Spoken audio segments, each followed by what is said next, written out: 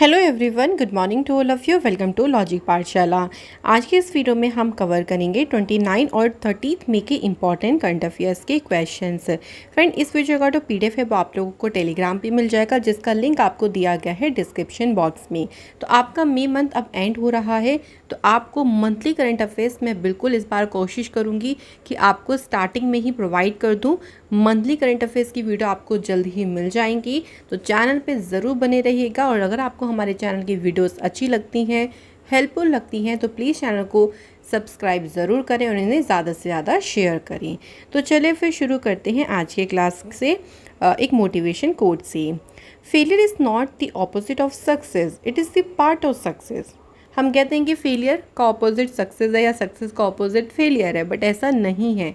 Failure जो है एक पार्ट है सक्सेस का, क्योंकि कई बार जब आपने खुद ही ऐसा देखा होगा कि हम किसी चीज़ में से फेल हो जाते हैं या कोई काम हमने शुरू किया है वो हमसे नहीं हो पाता है, तो हमें उस काम से कुछ ना कुछ सीखना चाहिए कि वो क्यों नहीं हो पाया है, क्या ऐसी कमी रह गई जिस कमी को दूर करके हम आगे उस काम को फुलफ़िल कर सकती हैं। तो ऐसे ही आप अगर अपनी लाइफ में भी इस चीज़ को इम्प्लीमेंट करेंगे तो आपको फेलियर का हमेशा सामना नहीं करना पड़ेगा, आपको सक्सेस ज़रूर मिलेगी। तो चलिए शुरू करते हैं आज के इम्पॉर्टेंट डे से। तो आज सबसे पहले इम्पॉर्टेंट डे में पढ़ना है हमें international day of United Nations peace keepers, जो कि आपका सेलिब्रेट किया जाता है 29 मई को। तो 29 मई को ये दिन मनाया जाता है।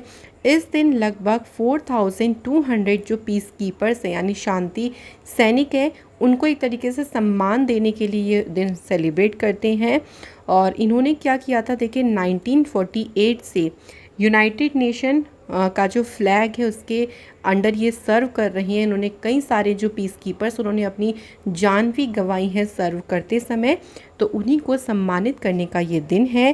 पहली बार ये दिन 29 मई 1948 को मनाया गया था। इस बार की जो इसकी थीम रही है वो है people, peace, progress, the power of partnership. तो मैं अब आपको बार बार बोलती हूँ फ्रेंड्स की थीम्स भी आपके एग्ज़ाम के लिए इम्पॉर्टेंट होती है। चलिए हम एक बार रिवाइज़ कर लेते हैं। वैसे मैं आपको मे के इम्पॉर्टेंट डेज और थीम्स को याद करवाऊँगी ट्रिक से, उसकी वीडियो भी आपको जल्द ही मिलेगी। हम एक बार रिवाइज़ करते हैं। फर्स्ट में इंटरनेशनल लेबर डे, सेकेंड में को आता है वर्ल्ड ट्यूना डे, जिसकी थीम रही ट्यूना और हेरिटेज। थर्ड में प्रेस फ्रीडम डे और इसकी थीम रही journalism under digital siege. Third मई को इस बार वर्ल्ड एस्थमा डे मनाया गया। वैसे हर साल ये 3 मई को नहीं होता है, ये मई महीने के पहले ट्यूसडे को मनाया जाता है। थीम रही इसकी closing gaps in asthma care. 4 मई कोल माइनर्स डे और इंटरनेशनल फायर फाइटर्स डे। 7 मई को आता है वर्ल्ड एथलेटिक्स डे। 8 मई को सेलिब्रेट करते हैं वर्ल्ड रेड क्रॉस डे और इसकी थीम रही #बी ह्यूमन काइंड। 8 मई को थैलेसीमिया डे भी होता है। थैलेसीमिया डिजीज़ के बारे में इस दिन अवेयरनेस फैलाई जाती है और इसकी थीम रही be aware, share care, working with the global community as one to improve thalassaemia knowledge. 9 मई को रविन्द्रनाथ टैगोर जी की जयंती होती है। 11 मई को होता है नेशनल टेक्नोलॉजी डे। इसकी थीम है integrated approach in science and technology for a sustainable future. इसके बाद देखिए 12 मई इंटरनेशनल नर्सेज डे होता है और इसकी थीम है nurses a voice to lead, invest in nursing and respect rights to secure global health. उसके बाद देखिए 14 मई वर्ल्ड माइग्रेटरी बर्ड डे होता है। इसकी थीम रही लाइट पोल्यूशन। 15 मई को international day of family celebrate किया जाता है। इसकी थीम रही फैमिलीज एंड अर्बनाइजेशन।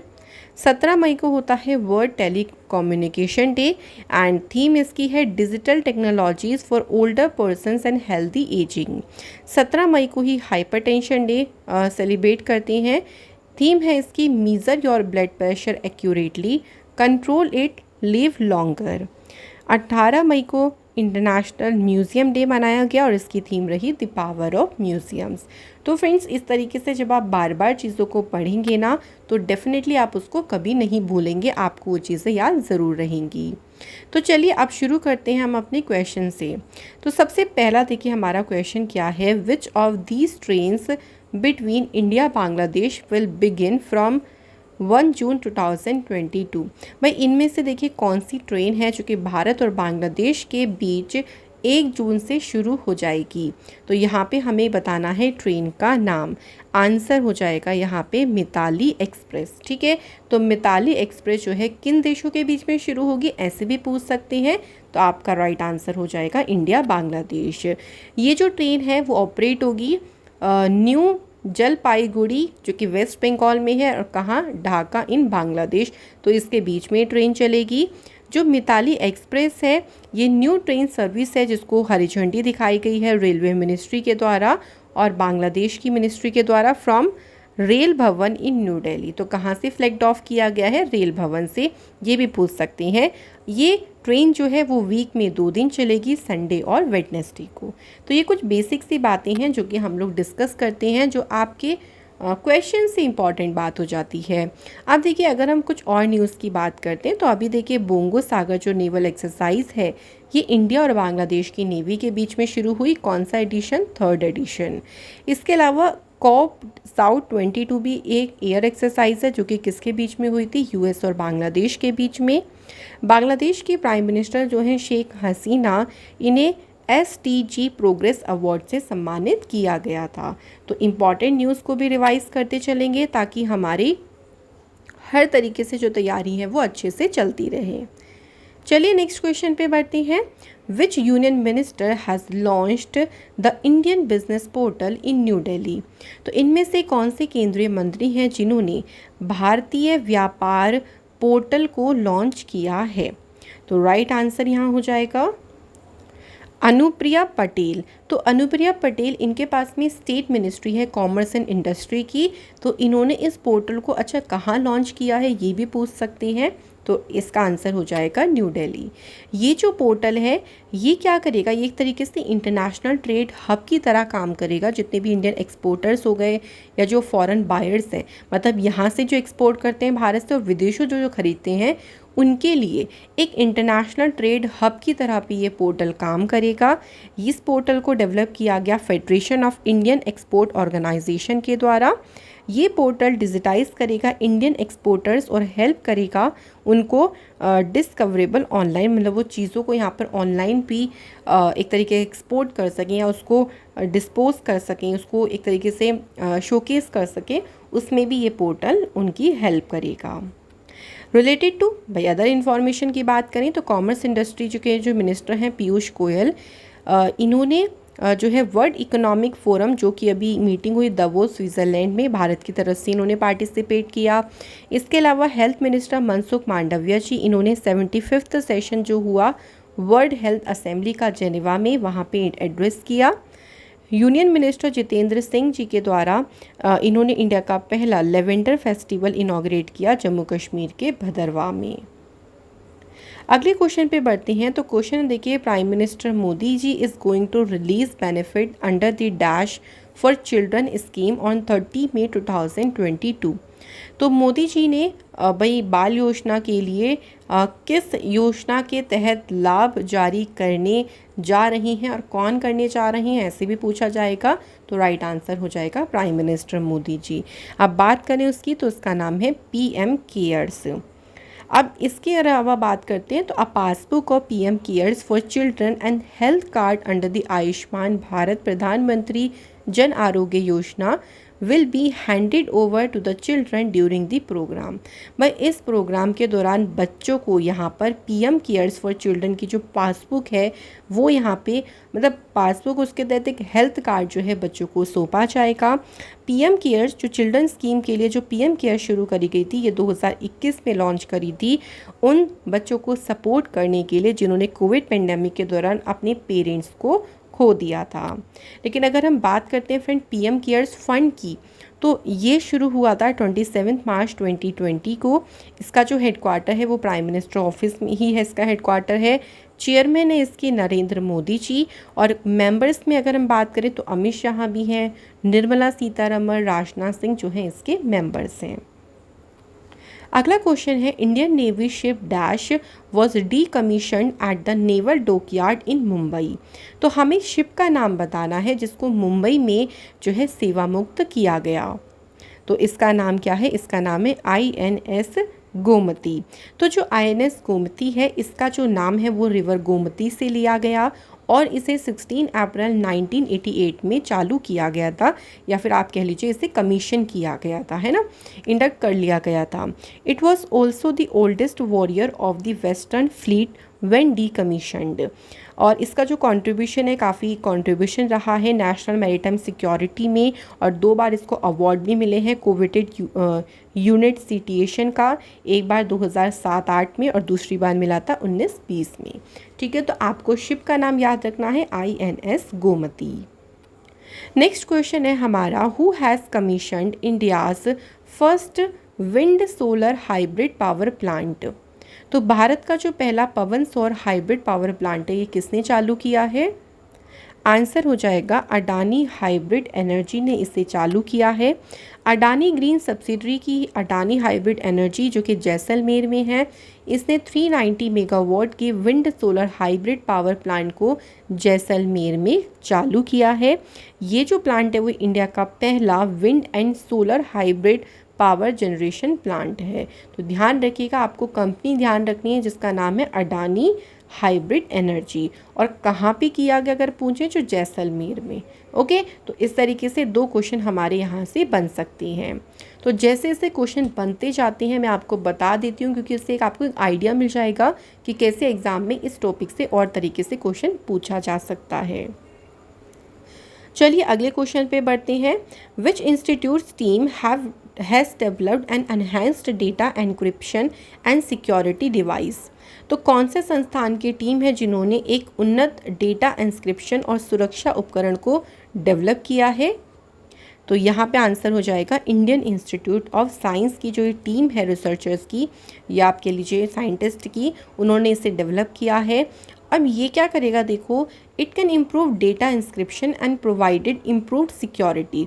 भाई ये डेटा इंस्क्रिप्शन में सुधार कर सकता है और हमें सेंसिटिव डिजिटल डेटा जैसे कि क्रेडिट कार्ड डिटेल्स हो गई, पासपोर्ट की डिटेल या पासवर्ड हो गया, जैसे कोई भी अदर पर्सनल इन्फॉर्मेशन है, तो उसके लिए हमें सिक्योरिटी, बेहतर सिक्योरिटी और दे सकता है ये जो इन्होंने डेवलप किया है। The study describing this device, इसको पब्लिश कहाँ किया गया? जर्नल का नाम है ACS नैनो में इसे पब्लिश किया गया। कुछ एडिशनल इन्फॉर्मेशन की बात करें, देखिए जो इंडियन इंस्टीट्यूट ऑफ साइंस है ये एक पब्लिक यूनिवर्सिटी है हायर एजुकेशन और रिसर्च के लिए। आप साइंस, इंजीनियरिंग, डिज़ाइन, मैनेजमेंट में अगर रिसर्च एजुकेशन लेना चाहते हैं तो उसके लिए यूनिवर्सिटी है। लोकेटेड है बेंगलुरु कर्नाटका में। इसकी स्टेबलाइशमेंट 1909 में हुई थी और इसको एक्टिव सपोर्ट मतलब जमशेदजी टाटा जी ने काफ़ी से सपोर्ट किया था, तो इसे लोकली टाटा इंस्टीट्यूट के नाम से भी जाना जाता है।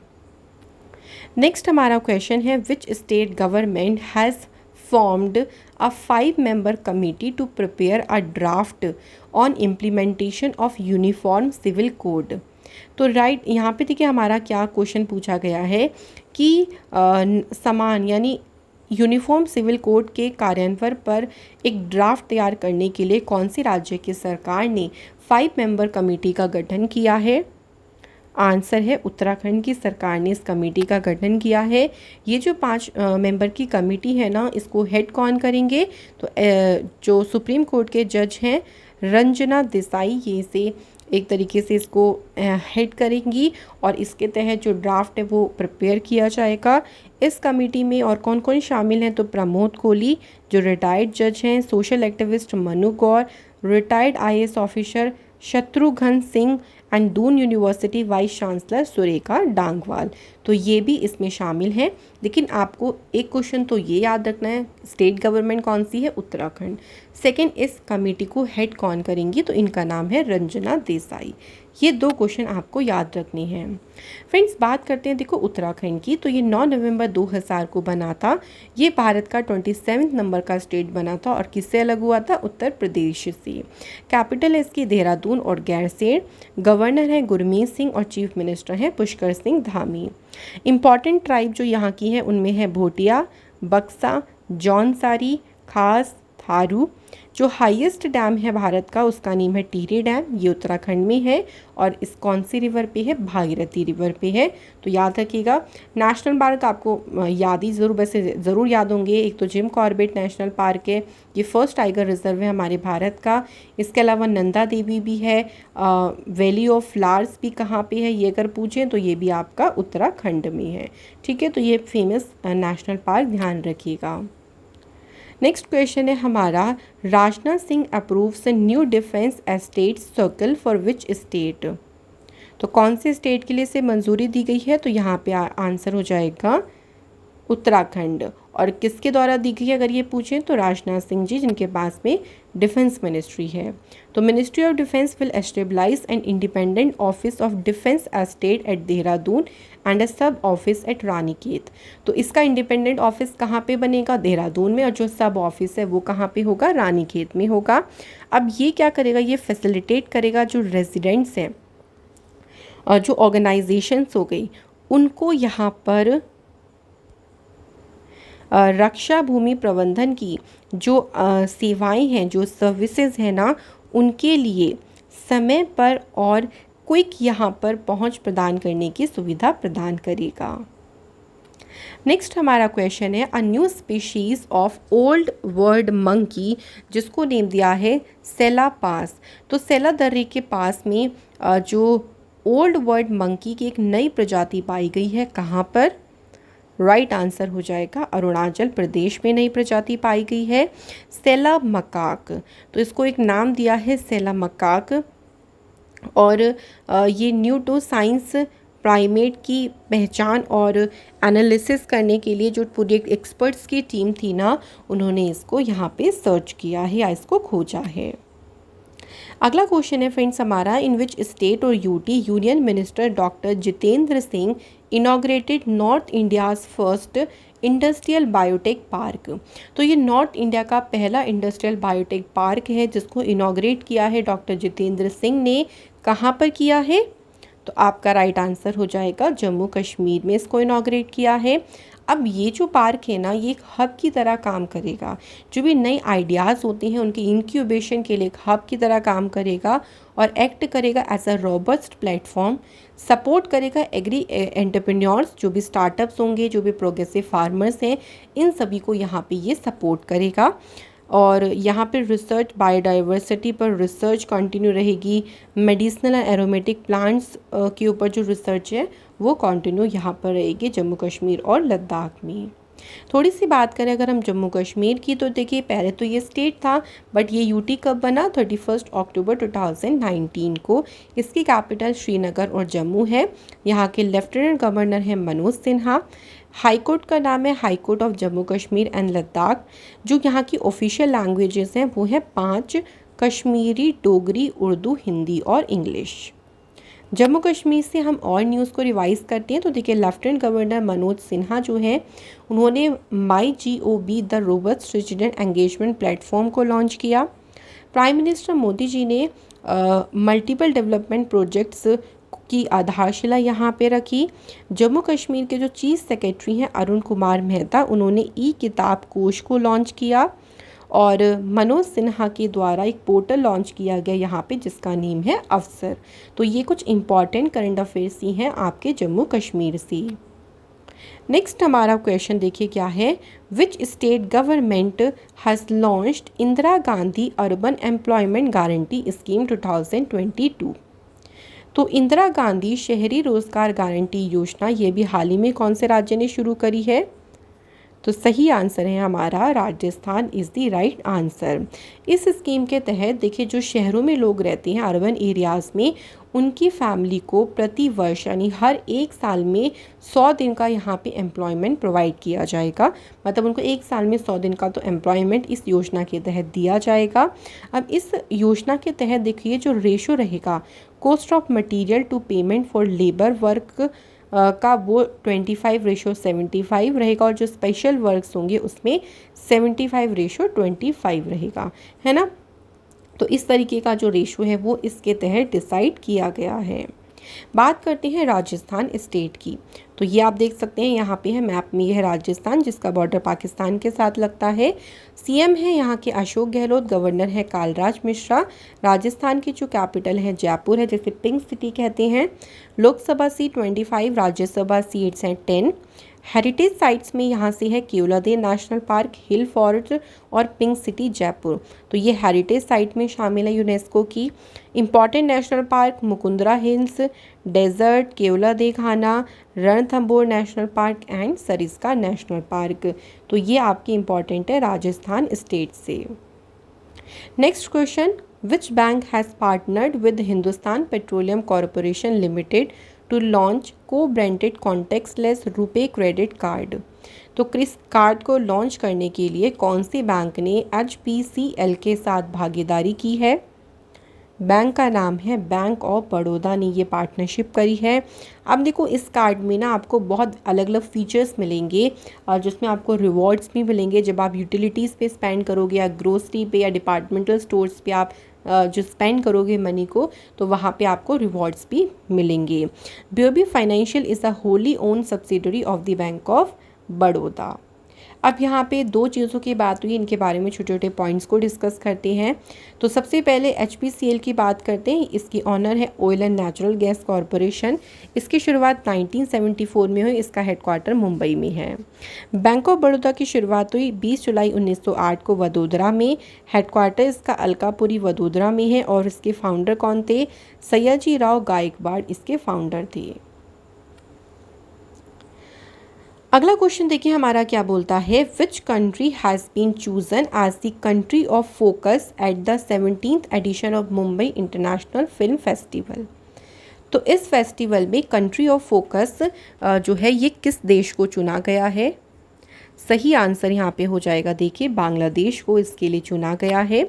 इसका जो 17th एडिशन हुआ ना, ये 29 यानी कल शुरू हुआ था और 4 जून तक ये चलेगा। कहाँ पे हुआ? तो नेहरू सेंटर ऑडिटोरियम वर्ली मुंबई में। In commemoration of Bangladesh 50 years of independence. तो बांग्लादेश के 50 साल हो गए इंडिपेंडेंस को, उसी को कमेमोरेट करने के लिए कंट्री को यहाँ पे चूज़ किया गया है कंट्री ऑफ फोकस के लिए। अगला क्वेश्चन देखिए हमारा क्या है, Indian documentary dash has been honoured with the 2022 ल्यूलिल डी और अवार्ड। तो इस अवार्ड में बताना है कौन सी इंडियन डॉक्यूमेंट्री है जिसको इस अवार्ड के लिए, इस अवार्ड से सम्मानित किया गया है। तो डॉक्यूमेंट्री का नाम है ऑल दैट ब्रेथ्स। तो ये डॉक्यूमेंट्री का नाम है जिसको, और इसको डॉक्यूमेंट्री को किसने बनाया है ये भी पूछ सकते हैं। तो शौनक सेन की ये डॉक्यूमेंट्री है ऑल दैट ब्रीथ्स, इसको यहाँ पे सम्मानित किया गया है। ये जो डॉक्यूमेंट्री अवार्ड है ना, इसे गोल्डन आई अवार्ड के नाम से भी जानते हैं। 2015 में इसको क्रिएट किया गया था by French speaking author society LA scam के द्वारा, किसके साथ मिलके? कांस फिल्म फेस्टिवल के साथ कोलैबोरेशन करके। इसमें 5,000 यूरो का जो कैश प्राइस है वो दिया जाता है।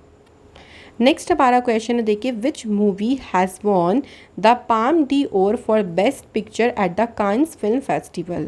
तो देखिए अभी जो कांस फिल्म फेस्टिवल हुआ है ना, उसमें कौन सी फिल्म है जिसको बेस्ट पिक्चर का जो है अवार्ड मिला है, पाम डी ओर अवार्ड। तो इसमें अगर हम फिल्म की बात करते हैं तो नाम है ट्रायंगल ऑफ सैडनेस। तो ये स्वीडिश डायरेक्टर हैं रुबेन ओस्टलंड, इनके द्वारा ये डायरेक्ट की गई मूवी है जिसको बेस्ट पिक्चर का अवार्ड मिला है। इसी में अगर हम बेस्ट एक्टर की बात करते हैं तो वो कोरियन एक्टर हैं सॉन्ग कांग हू, इन्हें मिला है। और बेस्ट एक्ट्रेस का जो अवार्ड है वो गया है जार अमीर इब्राहिमी को, उनकी परफॉर्मेंस जो रही है एल अबीसीज होली स्पाइडर में। तो तीनों ध्यान रखेंगे, बेस्ट पिक्चर, बेस्ट एक्टर और बेस्ट एक्ट्रेस, कोई सा भी पूछ सकते हैं एग्जाम में। नेक्स्ट हमारा क्वेश्चन है, which Bollywood actor has received an award for excellence in cinema at the French Riviera film festival. तो इस फेस्टिवल में कौन से बॉलीवुड एक्टर हैं जिनको एक्सीलेंस इन सिनेमा के लिए अवार्ड मिला है? उनका नाम है नवाजुद्दीन सिद्दीकी। तो नवाजुद्दीन सिद्दीकी को देखिए अवार्ड मिला है, जो उनका कंट्रीब्यूशन रहा है सिनेमा में, उसके लिए अवार्ड मिला है। Siddiqui was presented the award, ये अवार्ड उन्हें एमी अवार्ड के विनर स्टार हैं विंसेंट डी पॉल, इनके द्वारा ये अवार्ड उन्हें दिया गया। इंपॉर्टेंट अवार्ड्स में देखिए ये आप तीनों ईयर की मैं इसलिए यहाँ पे दोबारा से बता रही हूँ क्योंकि इंपॉर्टेंट है। तो अभी संगीत कला निधि अवार्ड्स के विनर की अनाउंसमेंट हुई है तीनों ईयर के लिए, तो आप यहाँ देख सकते हैं। 2020 की अगर हम बात करते हैं तो ये किसे मिला है, नेवली आर संथनागोपालन को। 2021 की अगर हम बात करें तो उसके लिए मिला है तिरुवरर वक्त वत्सलम को। 2022 के लिए मिला है लालगुड़ी GJR कृष्णन और GJR विजय लक्ष्मी को। तो ये तीनों ईयर के अवार्ड आप लोगों को याद रखने हैं।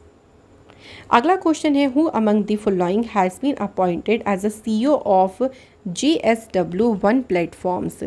तो इसके जो अभी हाल ही में CEO बने हैं उनका नाम है Gaurav Sachdeva. The e commerce platform जो है ये JSW, ये क्या करता है, सेल करता है स्टील, सीमेंट और पेंट को। अदर अपॉइंटमेंट्स की बात करें तो देखिए मोहिंदर के मिदा, ये फर्स्ट फीमेल मेयर बनी है, दलित कम्युनिटी से बिलोंग करती हैं ये।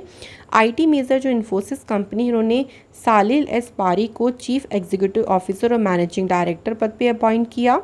और IFS विवेक कुमार, ये प्राइम मिनिस्टर मोदी जी के प्राइवेट सेक्रेटरी अपॉइंट किए गए हैं। तो ये थे फ्रेंड्स हमारे आज के सभी इंपॉर्टेंट क्वेश्चंस।